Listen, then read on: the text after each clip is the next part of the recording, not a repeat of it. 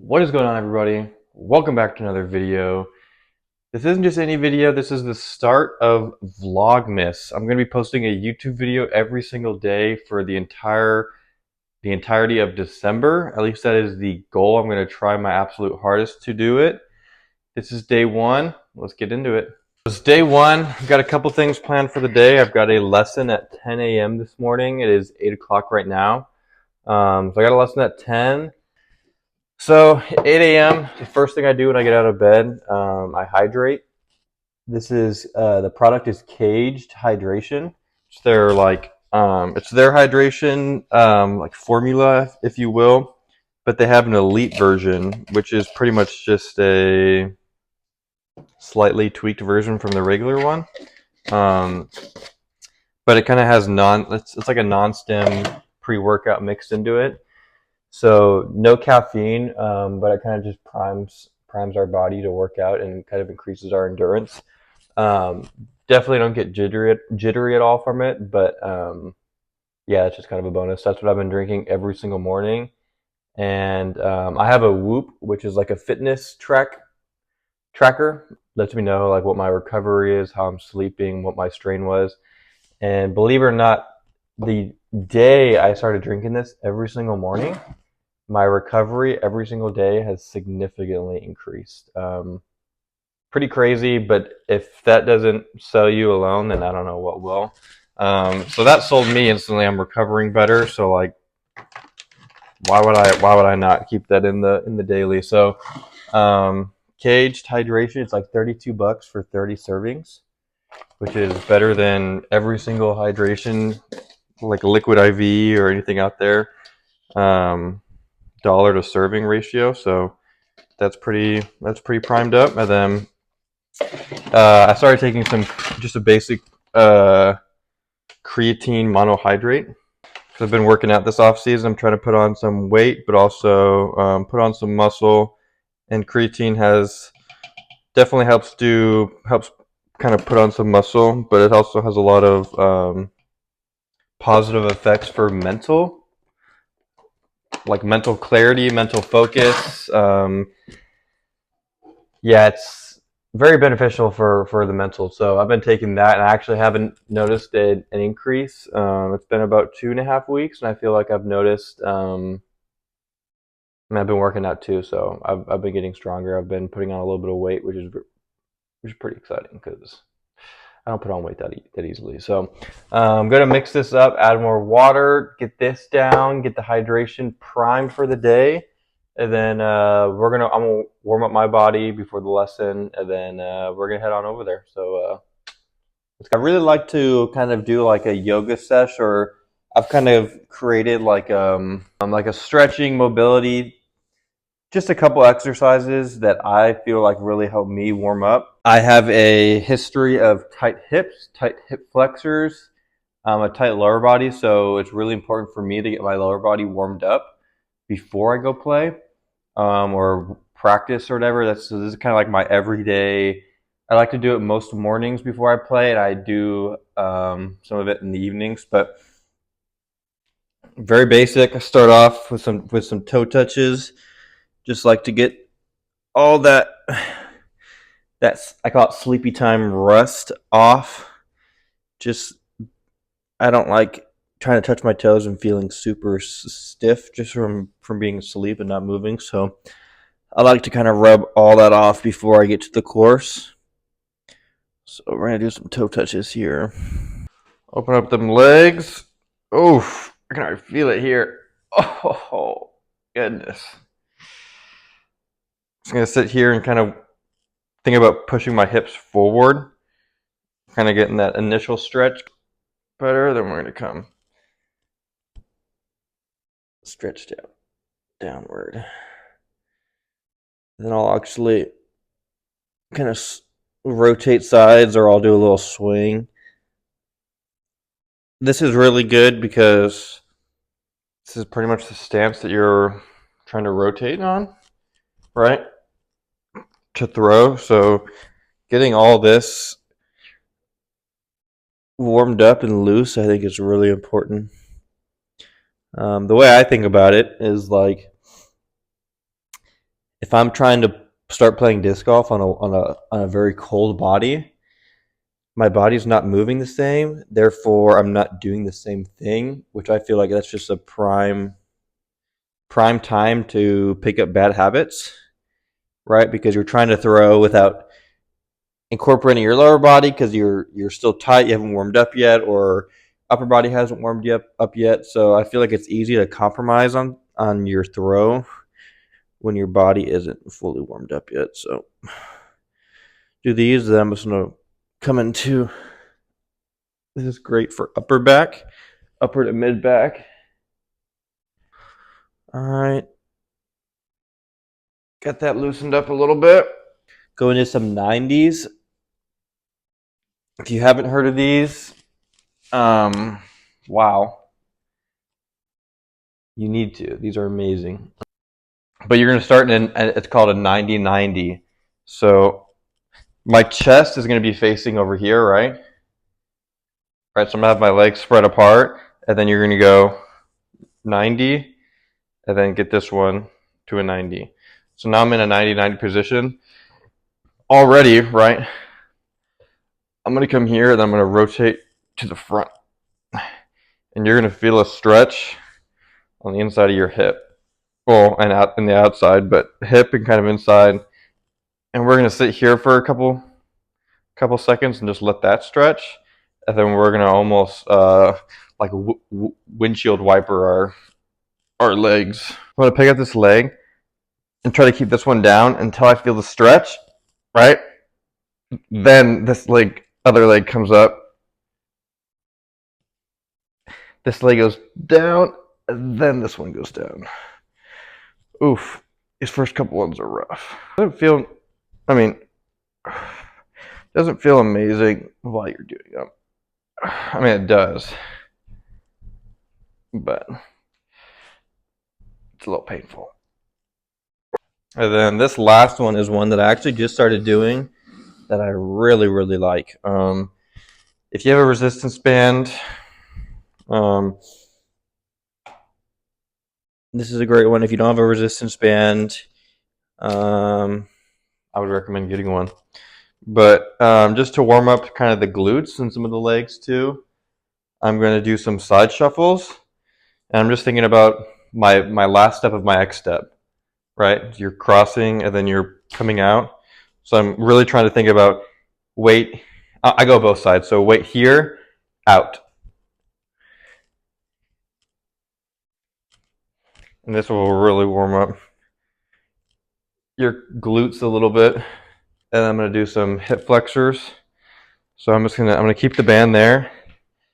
And I'm going to come up. I'm really trying to hold and squeeze for half a second at the top. I'm not just throwing it up and letting it come straight down. I am trying to get a pause or hold at the top.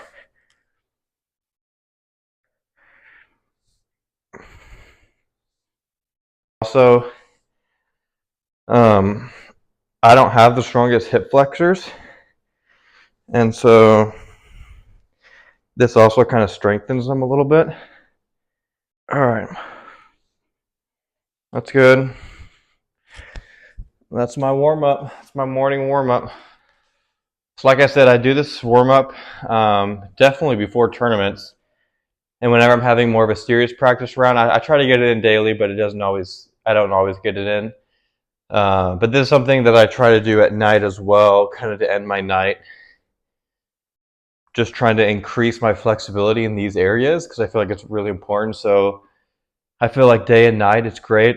Also helps recovery because I'm using those parts of my lower body so much. So kind of stretching them at the end of the night is going to help them recover better and keep them flexible. So I try to do this twice a day. Don't always do it, but yeah, hopefully y'all enjoy it.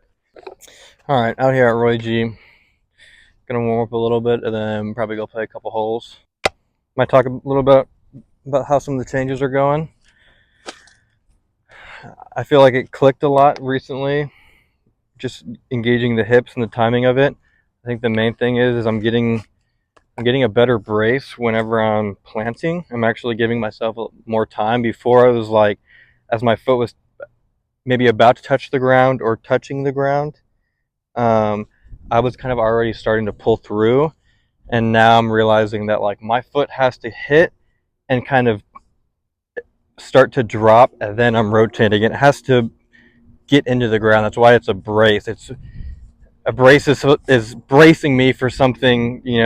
I'm having to brace because there's a lot of movement. So that being said, I've got to get my foot secured into the ground. So taking more time with that has made a big difference. I feel like once I hit it, then I'm going through, and I feel like I'm getting a lot of power like that, which is pretty crazy. So yeah, we're gonna warm up a little bit.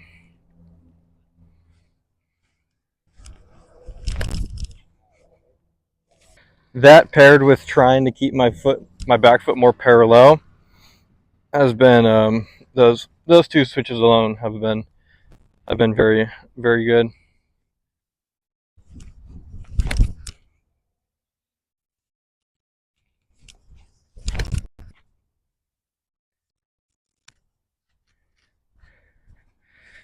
I'm like throwing on a hill, a bump right here. The ground is so uneven. Oh, I might move. I'm gonna shift over here.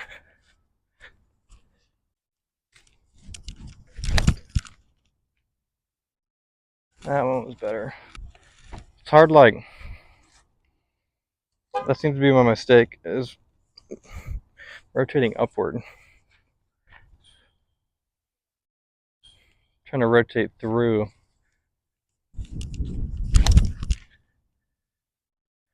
That was better. I feel like that's why a lot of people have issues throwing up. It's because in most sports, when you're rotating, or like in golf or in baseball, it's like an upward hip rotation.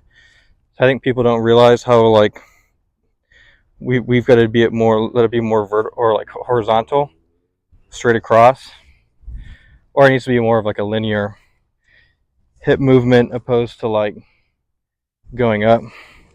That's something I try to remember.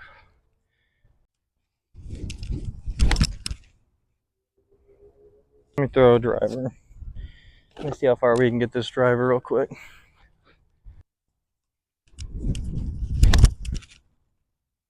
Oh, flip for me. No, flip.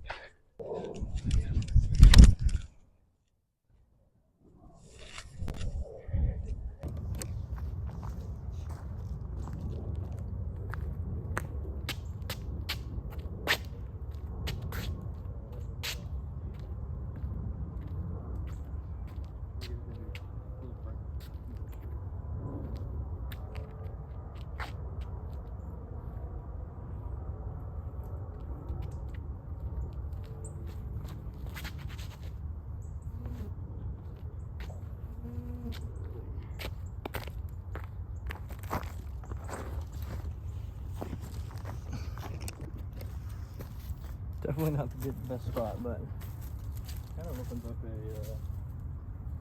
big running route. Right off with this tree. I think I should be fine.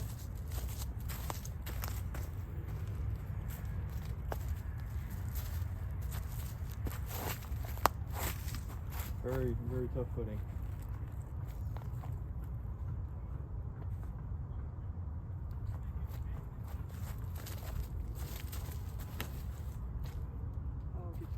Oh, I got so sneaky. Oh, better commitment though.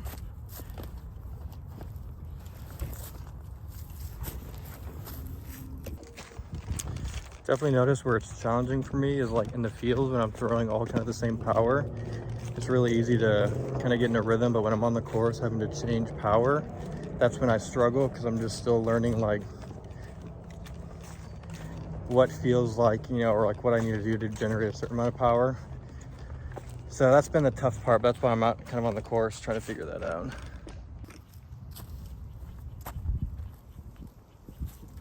bring it up.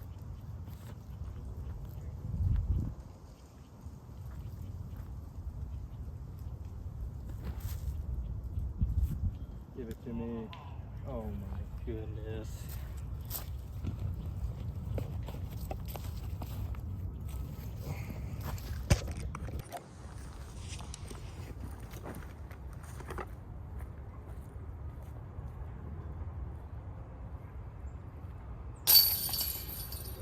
Easy. Not easy. Hard.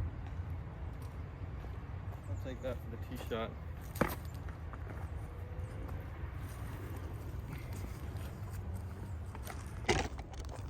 I think that's been the challenging part of kind of about this process and about kind of changing my mechanics a little bit is when I'm in a field throwing, you know, it's easy for me to kind of get into a rhythm or get used to like throwing one speed or type of shot when I'm in the field. And so that's where like on the course, I struggle a little bit because almost no two shots are exactly the same.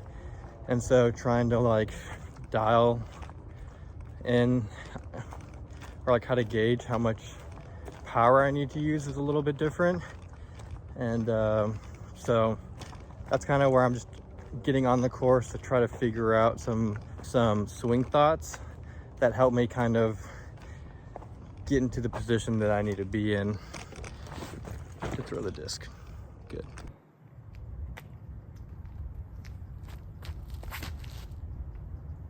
Oh, no flip. Keep right.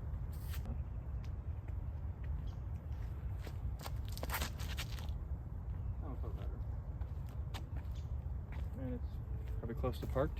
I'm gonna putt for my second shot just because it actually has more of a putt. I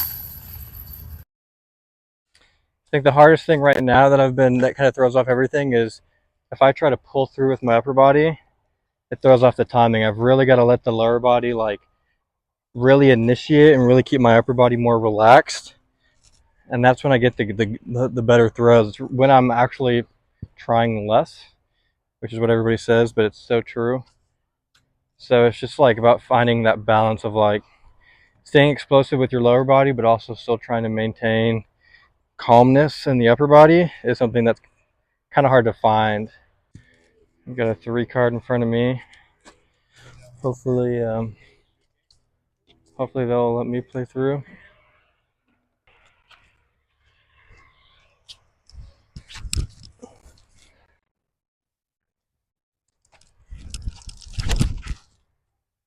Oh.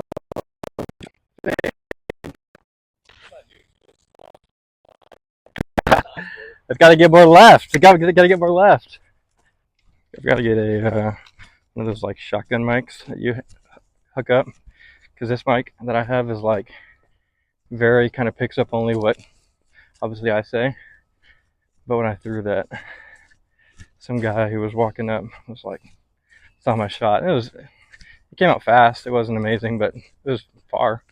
And he was like, "Man, you're my new disc golf idol." Let's go. Oh boy, this thing's way shorter than I thought. We're gonna have to get super cheeky. Go to big forehand skipper. Big skip.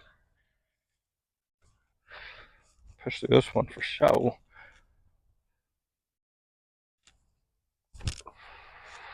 Oh, just short.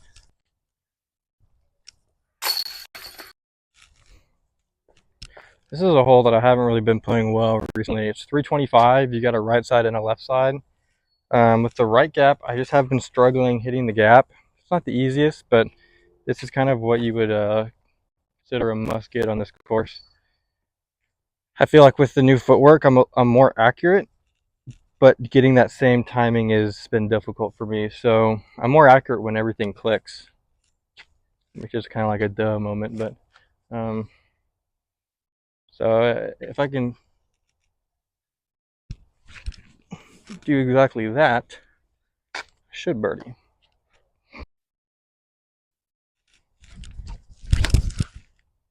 It was almost perfect. That's fine. It's the hard thing is like, boom, it'll click, but then I'll be at the wrong like angle, so the disc angle won't be correct. But like my line was perfect, you know, because like I can only focus on so many things at a time, which is also why the field is important when you're trying to fix things. But at least I'm getting one thing right and not getting both things wrong. So gotta find the positives when you can, or else you'll crumble. Oh, sneaked it in there. Let's see my guts. No guts, no glory.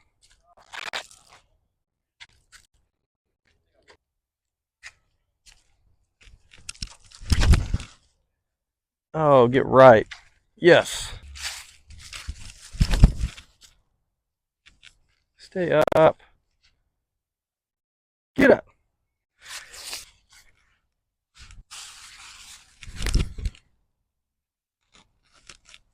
Sit.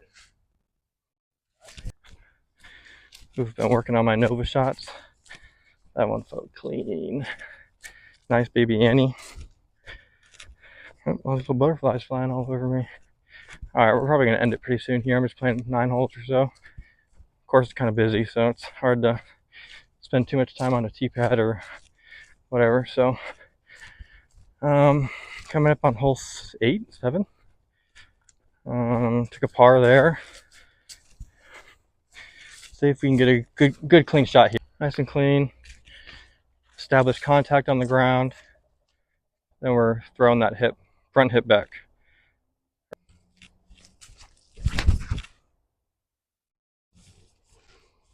One time for the one time. Oh my goodness. A little bit short.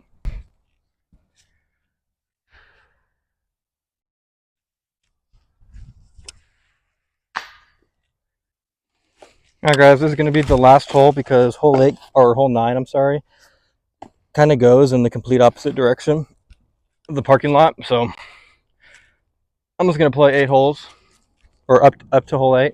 Yeah, this is day 1 of Vlogmas. Obviously got a lot of videos planned ahead.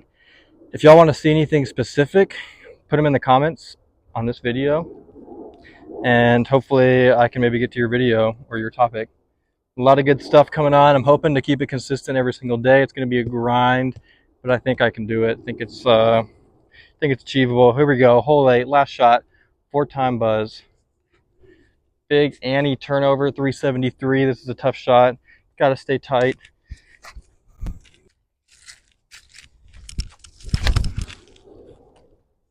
Oh, I did it. No. It tickled the tree, but that was as tight as you can get it. Oh, if I can just hit this putt and you can call it quits.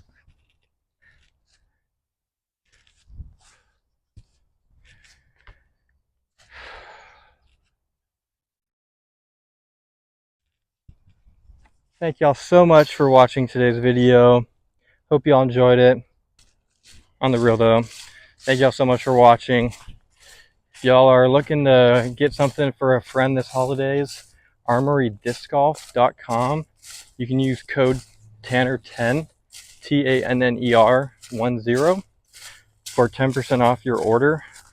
Armory already sells stuff for cheaper than most retail shops, so you're already saving just shopping on their website, and then using my code, you save more, you support me, you support them. What's not to love? And then if you go on to Big Country Jerky, if you're a beef jerky fan, go on to Big Country Beef Jerky. Their beef jerky is absolutely fantastic. One of my favorite flavors is probably the garlic parmesan or the buffalo ranch. You can use code MCTAN, MCTAN, 10% off. Also, if you want this hat, CameraDiscGolf.com. We got more of those hats and chalk bags on the website. Go hit them up. Peace.